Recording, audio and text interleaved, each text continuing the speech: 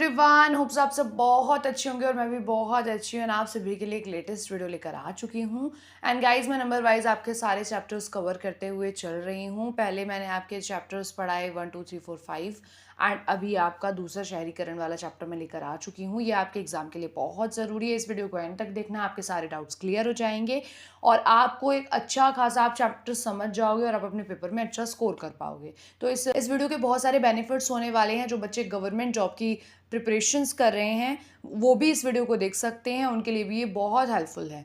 ठीक है, अब हम शुरू करते हैं इस चैप्टर को। एंड मैं आपको एक और चीज़ बता दूं, इस चैप्टर का पीडीएफ अगर आपको चाहिए मेरे टेलीग्राम ग्रुप पर मिल जाएगा, लिंक डिस्क्रिप्शन में है। जल्दी से जाओ टेलीग्राम ग्रुप को ज्वाइन करिए।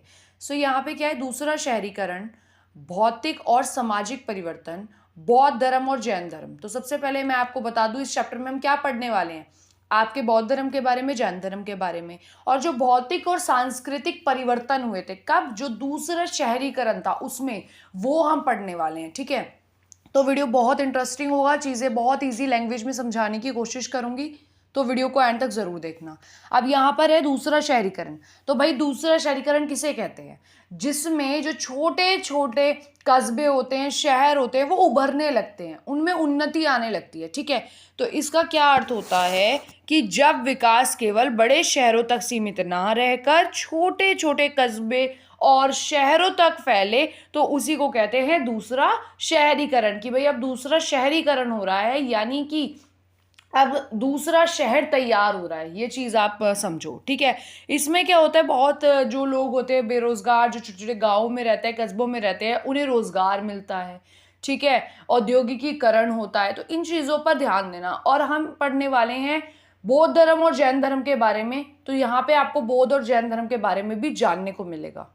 चलिए शुरू करते हैं चैप्टर को। यहाँ पे क्या है, दूसरा शहरीकरण, भौतिक और सामाजिक परिवर्तन, बौद्ध धर्म और जैन धर्म भारत के इतिहास के महत्वपूर्ण विषय है। इनमें हमें प्राचीन भारत के समाज और संस्कृति के बारे में जानने का अवसर मिलता है। यानी कि जब हम जैन धर्म और बौद्ध धर्म पढ़ेंगे तो हम जो भारत का जो हमारा प्राचीन भारत रहा, उसकी सामाजिक और सांस्कृतिक स्थिति को जान पाएंगे। और क्या होगा इसमें हम पढ़ेंगे दूसरा शहरीकरण, जिसमें मैंने आपको बताया कि बौद्धिक और सामाजिक जो भी उस टाइम पे परिवर्तन हुए होंगे, हम उन पे गौर करने वाले हैं। अब यहाँ पे अभी हम बात कर लेते हैं कि भाई दूसरा शहरीकरण क्या है, कब हुआ, क्या चीजें चेंज हुई। तो इसमें है दूसरा शहरीकरण का समय। दूसरे शहरीकरण का समय लगभग 600 ईसा पूर्व से 300 ईसा पूर्व के बीच माना जाता है। यह भारत के उत्तरी हिस्से में, खासकर गंगा घाटी में हुआ। पहला शहरीकरण का समय हड़प्पा सभ्यता के दौरान था, लेकिन उसके बाद काफी समय तक नगरों का विकास रुक गया था। ठीक है, तो ये चीज ध्यान रखना कि पहला शहरीकरण हड़प्पा सभ्यता में हुआ था और अब दूसरा शहरीकरण हमें देखने को मिला, जिसमें जो छोटे छोटे कस्बे थे, गांव थे, वो भी उभरने लगे और अब एक नए शहर का क्या होने लगा, उदय होने लगा। तो ये आप चीजें मैं समझा रही हूं और आप ये समझने की कोशिश करो कि दूसरा शहरीकरण क्या है। यहाँ पे क्या है, दूसरे शहरीकरण के क्या कारण थे। अब इसमें दूसरे शहरीकरण के कारण, कि भाई दूसरे शहरीकरण का सबसे बड़ा कारण लोहे के औजारों का प्रयोग था।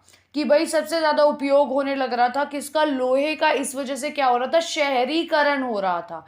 ठीक है, ये चीज समझना। लोहा मिलने से खेती में सुधार हुए। अब देखो, पहले लोग लकड़ी के हल यूज किया करते थे, पत्थर के किया करते थे, बट जब लोगों को लोहे का ज्ञान हुआ तो अब उन्होंने लोहे के औजार बनाए और खेती में इससे क्या हुआ, सुधार हुआ, जिससे अनाज की उपज बढ़ी और लोगों को रहने के लिए स्थायी जगहों की जरूरत पड़ी। इस कारण गांवों के पास नगर बसने लगे। इसके अलावा व्यापार और कारीगरी का विकास भी हुआ, जिससे नए नगरों का निर्माण हुआ। अब नए नगरों का निर्माण कैसे हुआ, क्योंकि अब देश में विकास हो रहा है। बेसिकली एक गांव कस्बे में क्या हो रहा है, विकास हो रहा है। कैसा विकास हो रहा है कि भाई लोहा आया है और लोहे के बारे में लोगों को अच्छी जानकारी हो गई है, तो अब वो खेती में लोहे का प्रयोग कर रहे हैं, जिससे अनाज की उपज बढ़ रही है। अब जब अनाज की उपज बढ़ रही है, अच्छे से वो खेती कर रहे हैं, तो वो उन्हीं जगहों पर स्थायी रूप से रहकर और खेती करेंगे। तो अब उन्होंने अब उन्हें क्या स्थायी रूप से रहने के लिए जो छोटी छोटी झोपड़ियाँ थी वो नहीं चाहिए थे, अब उन्हें स्थायी रूप से रहने के लिए एक अच्छी जगह, अच्छा घर चाहिए था। तो उससे क्या हो रहा था, जो गांव थे, गांव में कैसे पता चलता है कि गांव है ये, वहाँ पे क्या होता है, झोपड़ियाँ टाइप घर होती है, इतना विकास नहीं होता। बट अब धीरे धीरे यहाँ पे विकास देखने को मिला। मगध का उदय, मगध क्या है पहले ये बताओ, ये एक जनपद है ना, तो इसके उदय के बारे में हम पढ़ने वाले हैं कि मगध का उदय दूसरे शहरीकरण के दौरान कई नए राज्य उभरे। ठीक है, कई नए राज्य उभरे थे, किसमें, दूसरे शहरीकरण में, जिसमें मगध प्रमुख है। मगध राज्य अपनी मजबूती, शासन और व्यापार के कारण शक्तिशाली बना। मगध के शासन व्यापार मार्गों पर नियंत्रण रखते थे, जिससे उन्हें राजस्व मिलता था। मगध के राजाओं ने नए नगरों का निर्माण कराया और इन नगरों में व्यापार और सांस्कृतिक गतिविधियां तेजी से बढ़ी। अब यहाँ ध्यान देना कि मगध का उदय पे यहाँ पे क्या बात करी गई है कि जब दूसरा शहरीकरण हो रहा था तब नए नए राज्य उभर के सामने आ रहे थे, जिनमें से एक था मगध। ठीक है, और जो मगध राज्य था ये बहुत ही मजबूत था, किन चीजों में, अपनी शासन प्रणाली में और अपने व्यापार में, और इसी वजह से मगध बहुत शक्तिशाली भी था, क्योंकि इनका जो राज्य था वो मजबूत बना हुआ था। इनके जो शासन प्रणाली थी, जैसे राजा ये चलाता था, मगध को कंट्रोल करता था, नियंत्रण जैसा राजा का था, तो उस अकॉर्डिंग जो मगध है वो बहुत ज्यादा शक्तिशाली था। अब यहाँ पे क्या है, मगध के शासन व्यापार मार्गों पर नियंत्रण रखते थे, यानी कि जो मगध के शासन थे, शासक कौन होते हैं, मगध के शासक जो राजा होता है, जो कंट्रोल करता है। ठीक है, तो मगध राज्य के जो राजा थे वो व्यापार मार्ग पर भी नियंत्रण रखते थे। ठीक है, जिससे उन्हें राजस्व मिलता था, मतलब टैक्स मिलता था। याद रखना, टैक्स उन्हें किससे मिल रहा है, व्यापार से। जो भी लोग व्यापार कर रहे हैं वो अपने व्यापार का कुछ हिस्सा टैक्स के रूप में दिया करते थे। मगध के राजाओं ने नए नगरों का निर्माण कराया और इन नगरों में व्यापार और सांस्कृतिक गतिविधियां तेजी से बढ़ी। अब उन्होंने क्या किया, राजाओं ने नए नए नगर बनाए। ठीक है, दूसरे शहरीकरण के अंदर मगध क्यों आ रहा है, ये चीजें आप अब समझो कि इसने क्या किया, नए नए नगर बनाए। ठीक है, और इन नगरों में व्यापार और सांस्कृतिक गतिविधियां तेजी से बढ़ने लगी। ठीक है, उससे क्या हुआ, दूसरा शहरीकरण हुआ। अब दूसरे शहरीकरण के अंतर्गत क्या भौतिक और सामाजिक परिवर्तन हुए वो हम पढ़ने वाले हैं। तो सबसे पहले हम देखेंगे कि क्या भौतिक परिवर्तन हुए, उसके बाद हम जाएंगे अपने सामाजिक परिवर्तन पर। तो यहाँ पे है, दूसरे शहरीकरण के साथ कई भौतिक परिवर्तन आए। कृषि में सुधार करने के लिए लोग स्थायी बस्तियों में बसने लगे।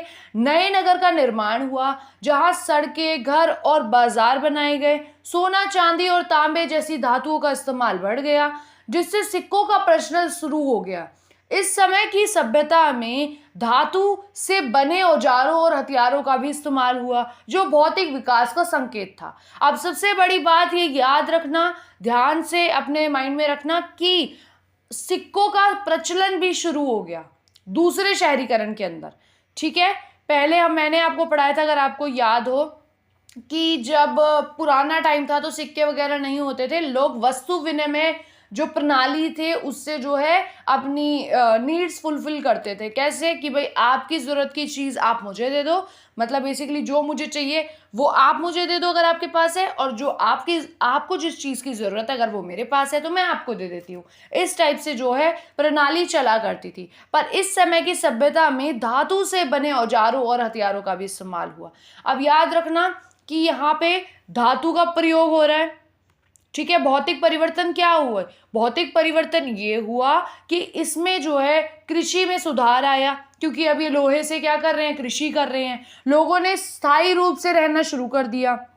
ठीक है, नए नए नगरों का निर्माण हो रहा था, सड़कें और घर, बाजार ये सब बनवाए जाने लग गए कि भाई लोग नए नए स्थायी रूप से रहने के लिए घर बना रहे हैं, सड़कें बनाई जा रही हैं, बाजार बन रहे हैं। लोगों को सोना, चांदी, तांबे का ज्ञान हो गया, इनसे धातुएं बन रही हैं।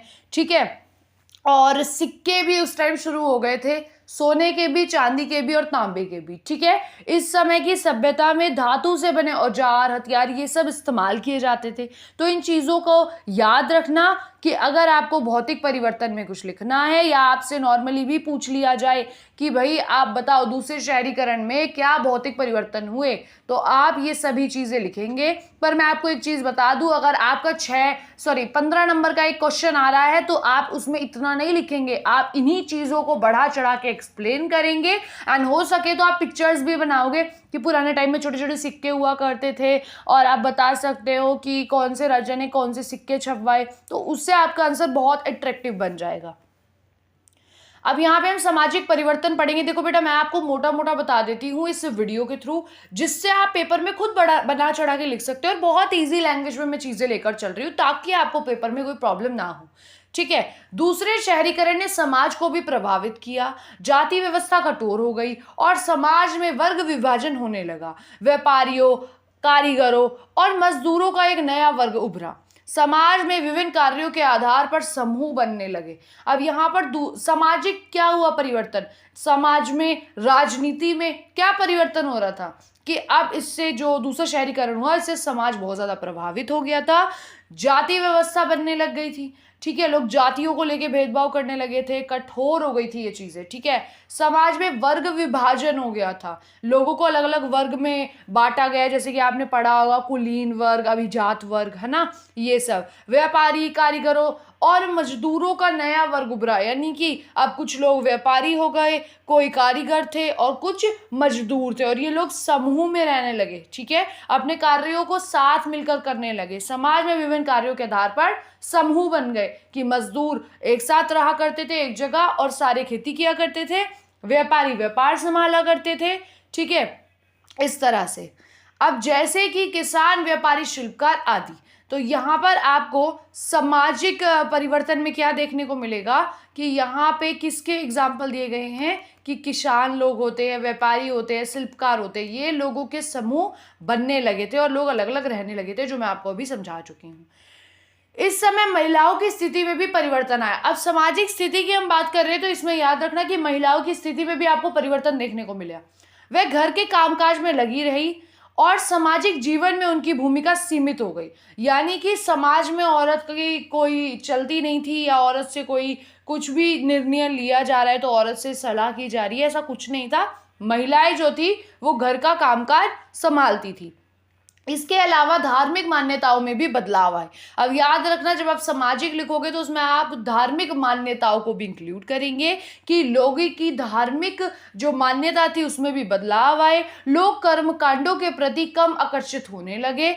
इसी समय बौद्ध धर्म और जैन धर्म जैसे नए धार्मिक विचार भी उभरे जो सामाजिक भेदभाव और कठोर जाति व्यवस्था के खिलाफ थे। अब याद रखना, लोगों ने जाति व्यवस्था बनानी शुरू कर दी थी। लोग अपने आप को सभ्य समझते थे, कुछ लोगों को असभ्य समझते थे।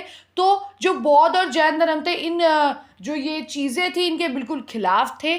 ठीक है, तो ये चीजें भी यहाँ पर देखने को मिली किसमें, आपके सामाजिक परिवर्तन में। ये चीजें याद रखना। ठीक है, इस समय जब बौद्ध और जैन धर्म आए थे तो सामाजिक भेदभाव और कठोर जाति व्यवस्था जो थी इनके वो खिलाफ थे कि भाई समाज में इतने भेदभाव क्यों हो रहे हैं, जाति व्यवस्था क्यों बनाई जा रही है, तो इनके ये चीजें खिलाफ थी। अब इन्हीं चीजों को हम अच्छे से पढ़ेंगे कि भाई जो ये बौद्ध धर्म है ये क्या है और जो जैन धर्म है ये क्या है। बौद्ध धर्म की बात करी जाए कि भाई बौद्ध धर्म आपका क्या है, तो गौतम बुद्ध का जीवन। अगर हम बात कर रहे हैं बौद्ध धर्म की तो हम गौतम बुद्ध के जीवन के बारे में भी यहाँ पे बात करेंगे। बौद्ध धर्म की स्थापना गौतम बुद्ध ने की थी। उनकी असली नाम सिद्धार्थ था, याद रखना। तो जो हमारे गौतम बुद्ध थे उनका रियल नेम क्या था, सिद्धार्थ था। वह एक राजा के पुत्र थे और उनके जो पिता थे वो कौन थे, राजा थे। लेकिन संसार के दुखों को देखकर उन्होंने राजसी जीवन त्याग दिया और ज्ञान की खोज में निकल पड़े।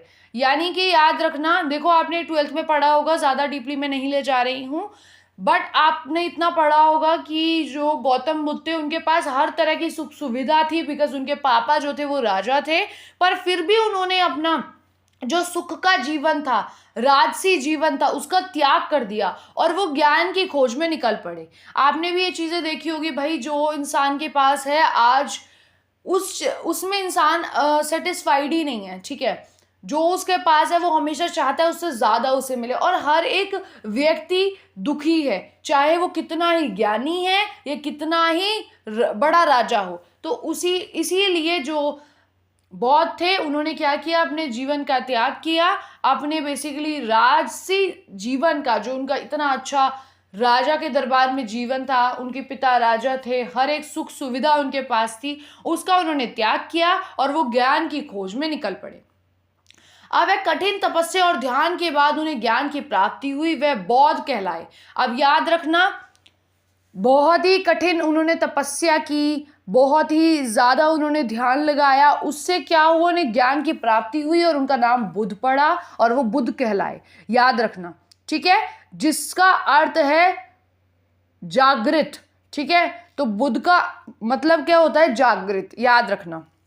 अब हम बात करेंगे, देखो हमने बुद्ध के बारे में जाना कि बुद्ध कौन थे, ठीक है, बौद्ध धर्म क्या था, गौतम बुद्ध उसके संस्थापक थे, ठीक है, उन्होंने अपना राजसी जीवन का त्याग किया और वो ज्ञान की खोज में निकल पड़े, उन्होंने तपस्या की, ध्यान लगाया, उसके बाद उन्हें ज्ञान की प्राप्ति हुई। तो ये चीजें याद रखना। अब हम बात करने वाले हैं बौद्ध धर्म की शिक्षाओं के बारे में कि इनकी क्या शिक्षाएं थी। तो बौद्ध धर्म के अनुसार जीवन में दुख का मुख्य कारण इच्छाएं हैं। तो हमारी जो मन की इच्छाएं होती है वो दुख का कारण होती है। यदि कोई व्यक्ति अपनी इच्छाओं को नियंत्रित कर ले और संतोषपूर्ण जीवन जिए तो वह दुखों से मुक्त हो सकता है। देखो ये चीज याद रखना, हमारे जीवन में जो हमारी इच्छाएं हैं वही हमारे दुखों का कारण है, और अगर हमारी इच्छाओं पर हमारा नियंत्रण हो जाए तो हमारे दुख भी मुक्त हो जाएंगे, हम दुखों से मुक्त हो जाएंगे और हमें जो है कभी दुख होगा ही नहीं, क्योंकि जो हमारे पास है हम उसी में खुश रहने लगेंगे। हमारी जो मांग है वो नहीं बढ़ेगी तो क्या होगा, हम कभी भी दुखी नहीं होंगे। ठीक है, बुद्ध ने दुख से मुक्ति पाने के लिए 8 सही रास्तों का सुझाव दिया जो इस प्रकार है। तो उन्होंने क्या किया, उन्होंने 8 चीजें बताई। बुद्ध ने दुखों से मुक्ति पाने के लिए 8 चीजें बताई है, 8 रास्ते बताए हैं सही, जिनका जो पालन करता है वो दुखों से मुक्त हो जाएगा। अब क्या क्या है वो यहाँ पे हम देखने वाले हैं। सबसे पहले है समयक दृष्टि। समयक दृष्टि मतलब सही दृष्टिकोण होना चाहिए आप सभी का। ठीक है, समयक संकल्प यानी कि सही विचार होने चाहिए। समयक वाणी यानी कि सही बोलचाल होनी चाहिए, हमारा बोलना और तरीका वो सही होना चाहिए। ठीक है, समयक कर्म, सही कर्म करने चाहिए, अच्छे कार्य करने चाहिए। सही जीवन यापन, ठीक है, जिसको हम बोलते हैं स्मायक आजीविका। स्मायक प्रयास यानी कि सही प्रयास करना चाहिए। समयक स्मृति, तो समयक स्मृति का मतलब होता है आपकी सही स्मृति होनी चाहिए। समयक समाधि यानी कि सही ध्यान होना चाहिए आपका, यानी कि अगर आप भगवान को याद कर रहे हैं तो सच्चे दिल से करें। आप जो सोच रहे हैं वो सही सोचे, अच्छा सोचे, आप जो बोल रहे हैं वो सोचे। तो इन सब चीजों से क्या होगा, आप दुखों से मुक्त हो जाएंगे। ये मार्ग किन्होंने दिए थे, ये मार्ग किन्होंने दिए थे, बुद्ध ने दिए थे। ठीक है, अब यहाँ तक बुद्ध का प्रभाव पढ़ेंगे कि बुद्ध ने जो ये ज्ञान दिया इसका क्या प्रभाव पड़ा। तो बौद्ध धर्म का क्या प्रभाव था, यहाँ हम देखेंगे जो बौद्ध धर्म था उसमें क्या प्रभाव पड़े। तो बौद्ध धर्म में कर्म कांड का विरोध हुआ, यानी कि जो भी लोग कर्म कांड करते थे उनका विरोध हुआ। यह साधारण जीवन जीने पर जोर देता था कि भाई जो साधारण जीवन है वही सबसे ज्यादा संतोषपूर्ण है और हमें वही जीना चाहिए। हमें हमारी जो इच्छाएं हैं उन पर नियंत्रण करना चाहिए। इस धर्म के कारण समाज में समानता और करुणा के विचार फैले। बौद्ध धर्म ने भारत ही नहीं बल्कि पूरे एशिया में लोगों को प्रभावित किया और यह चीन, जापान, तिब्बत, श्रीलंका आदि देशों में भी फैल गया। अब याद रखना, बौद्ध धर्म जो था वो सिर्फ इंडिया में नहीं था, वो इंडिया के बाहर यानी कि पूरे एशिया में फैला हुआ था। और लोगों ने जिन्होंने भी इसका पालन किया, किसका, बौद्ध धर्म का, उनके जीवन में शांति बनी रही और उनके जो मन है उसमें करुणा के विचार आए। अब यहाँ पे हम पढ़ने वाले हैं जैन धर्म के बारे में, यानी कि जो मैंने बौद्ध धर्म के बारे में बताया ये बहुत इंपॉर्टेंट है आप सभी के लिए जानना कि बौद्ध धर्म क्या था। मैं आपको थोड़ा दोबारा से एक्सप्लेन कर देती हूँ कि बौद्ध धर्म ये था जिसके संस्थापक आपके गौतम बुद्ध थे और उनका असली नाम सिद्धार्थ था। वो एक राजा के पुत्र थे और इन्होंने क्या देखा कि लोगों के इतने सुख है लोगों के पास, फिर भी लोग उन पे ध्यान नहीं दे रहे, लोग अपनी इच्छाओं पर ध्यान दे रहे हैं जिसकी वजह से वे दुखी है। तो ये चीजें उन्हें नहीं पता थी, बस उन्होंने उन्होंने ये देखा कि संसार में दुख है, तो इसीलिए वो इन्हीं चीज़ों को जानने के लिए उन्होंने अपना राजसी जीवन का त्याग कर दिया और वो ज्ञान की खोज में निकल गए थे। कठिन उन्होंने तपस्या की, ध्यान लगाया, उसके बाद उन्हें ये चीज़ें जो है वो समझ आई और उनका नाम जो है बुद्ध पड़ा। बेसिकली उन्हें लोग बुद्ध पुकारते थे, मतलब जागृत। ठीक है, बुद्ध की शिक्षाएं क्या थी? उन्होंने क्या दिए? 8 सही रास्ते बताए दुखों से मुक्ति पाने के, जो हमने अभी डिस्कस करे। एंड यहाँ पे हमने बौद्ध धर्म के प्रभाव पड़े कि बौद्ध धर्म से क्या हुआ, लोगों ने जिन्होंने भी इसका पालन किया उनके जीवन में शांति बनी रही और करुणा के विचार उनके मन में आए। और ये एक जगह पर सीमित नहीं था, ये पूरे एशिया में फैला हुआ था। अब बात करते हैं जैन धर्म की। भाई जैन धर्म क्या है?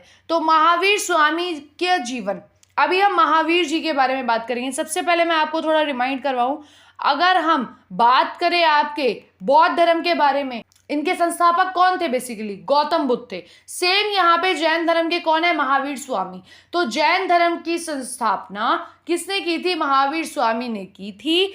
उनका असली नाम वर्धमान था, याद रखना। गौतम बुद्ध जो थे उनका क्या नाम था? उनका नाम था सिद्धार्थ। तो मैं रिलेट करते हुए चल रही हूँ ताकि आपको समझ आए। ऐसे ही महावीर स्वामी का नाम था, असली नाम वर्धमान। ठीक है, और उनका महावीर स्वामी कब नाम पड़ा? बाद में पड़ा। ठीक है, यहाँ पे क्या था?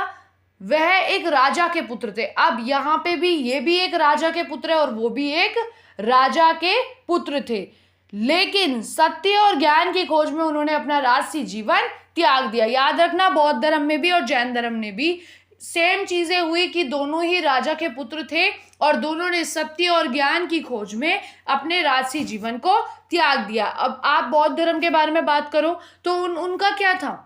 उन्होंने ये देखा कि लोग दुख है, तो उन्होंने उसको जानने के लिए कि भाई ये क्यों दुखी हैं, इसीलिए अपना राजसी जीवन त्याग किया। पर यहाँ पे इन्होंने सत्य और ज्ञान की खोज में राजसी जीवन का त्याग किया।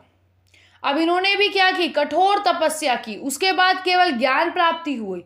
ठीक है, जिसके बाद उन्होंने जैन धर्म की शिक्षाओं का प्रचार किया। अब इन्होंने कठोर तपस्या की, उसके बाद उन्हें केवल ज्ञान की प्राप्ति हुई और उसके बाद उन्होंने क्या किया? धर्म की शिक्षाओं का प्रचार किया। तो अब जैन धर्म की क्या शिक्षाएं थी वो हम यहाँ पर पढ़ने वाले हैं। तो जैन धर्म के अनुसार हर जीव में आत्मा होती है, इसलिए किसी भी जीव को हानि पहुंचाना पाप है। याद रखना, यहाँ पे इन्होंने क्या कहा है जैन धर्म में कि जो जीव होते हैं इन सभी के अंदर एक आत्मा होती है और हमें किसी भी जीव को हानि पहुंचाना नहीं चाहिए, वरना ये सबसे बड़ा पाप है। अब जैन धर्म के मुख्य सिद्धांत क्या थे? अहिंसा का पालन करना, मतलब हिंसा ना करना, सत्य बोलना। ठीक है, यानी कि सच बोलना। ठीक है, चोरी ना करना। ये बहुत इजी चीज़ है जो लोग इन्हें फॉलो कर सकते थे और अपना जीवन अच्छा बना सकते थे। ठीक है, संयम करना, अपने मन में संयम रखना।